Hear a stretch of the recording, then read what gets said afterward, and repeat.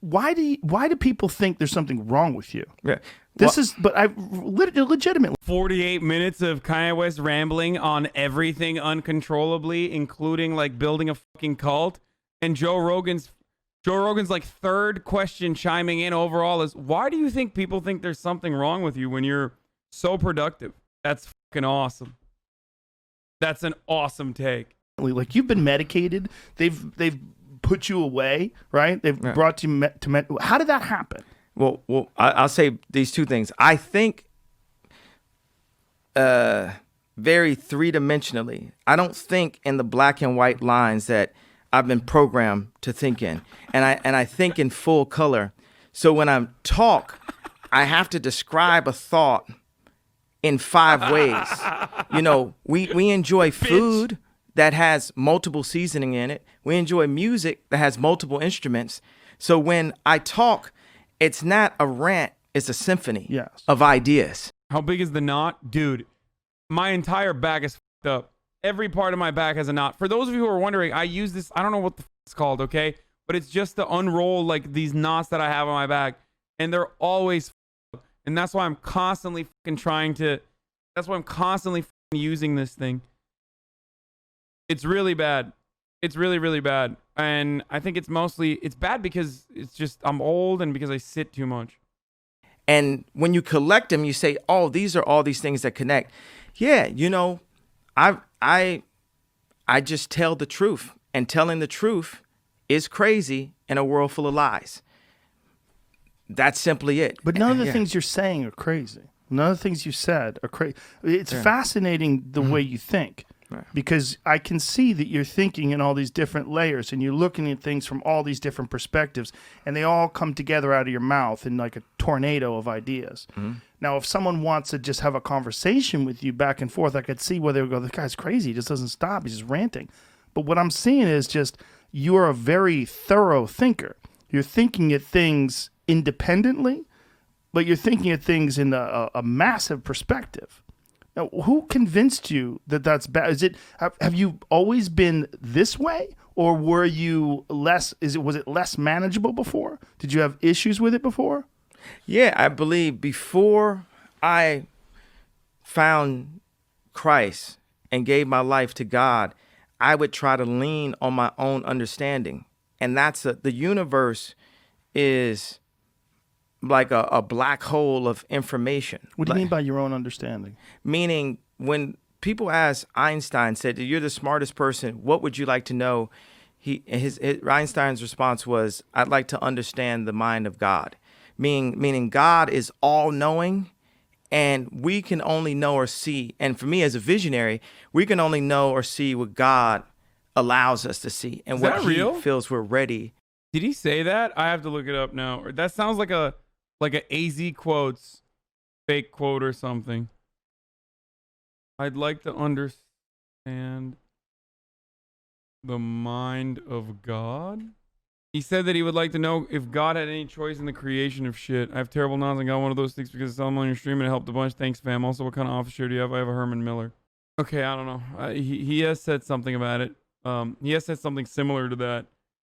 I think it's more so about the way the universe works, from what I understand.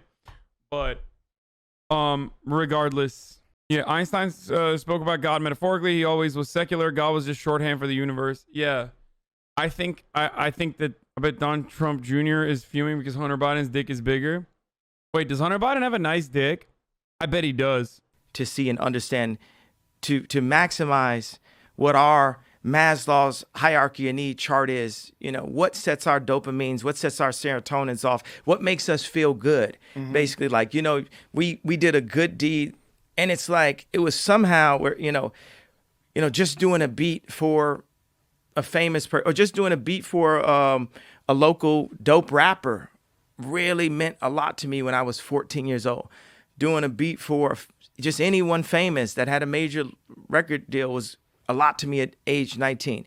Me being able to, you know, put out my own music and put my own out was a lot to me at age 24. Meaning, as I grow, God sets new stages in the game of life for me that you get your satisfaction. Like Maslow's hierarchy of need is like our satisfaction chart? What makes us feel whole and accomplished as a human being? So as I go through these different levels, there's times where I would use confidence when I knew what I was doing, and I would use arrogance when I didn't know what I was doing. But I'd rather use arrogance than to let someone diminish my idea of myself, because that is what keeps us going. Hope actually keeps us alive.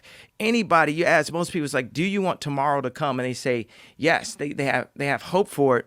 But I went from having confidence and arrogance to having faith. And faith is the opposite of fear. And that created this fearless approach that I have. And that's what has made me the fearless leader that I am, that I've like crystallized into the leader that my mom always knew I would be when kids followed me in preschool, the leader that people saw when we changed the sound of music, the leader when we changed the sneaker industry, the leader in what we're doing with farming and with shelters. When I was building, the homeless shelters a couple years ago, and visiting parks and then going to Skid Row and understanding the dynamic. Stop linking the Hunter Biden sex tape. What are you guys, fucking crazy? Are you guys insane? Don't do that. It's like probably illegal on top of everything else. And empathizing with what actual mental health issues are. Not someone, telling their truth or being exhausted and then being labeled as such. Like I am. So that's what you felt happened to you. Like you were telling the truth and you were exhausted and they labeled you as mentally unhealthy. Yes, absolutely. Am I saying this right? That what happened with you is you feel like maybe, or you probably feel like that having this higher calling and recognizing this higher power was the glue that kept your thoughts together. It kept your mind straight and it kept you on a righteous path. So instead of being scattered with all these crazy thoughts and being exhausted and being labeled manic, right? Like we talked before and you were saying that they had you on medication, but the medication fucked with your creativity.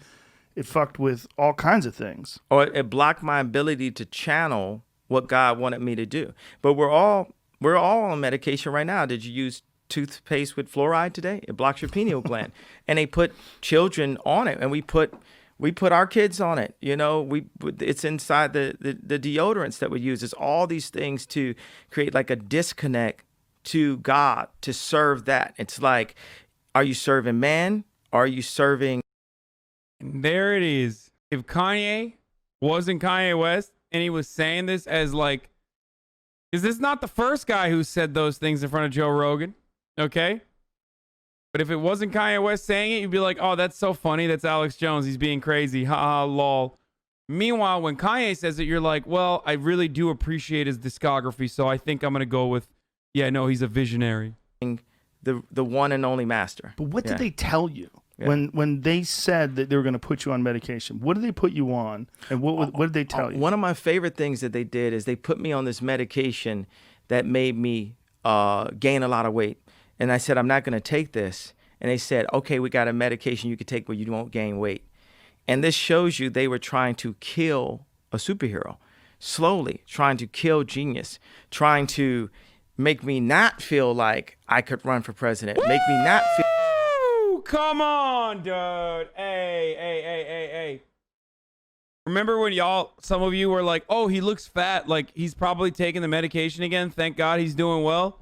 I mean, come on, bro. He's calling himself a fucking superhero. Stop caping by saying he speaks in metaphors, okay?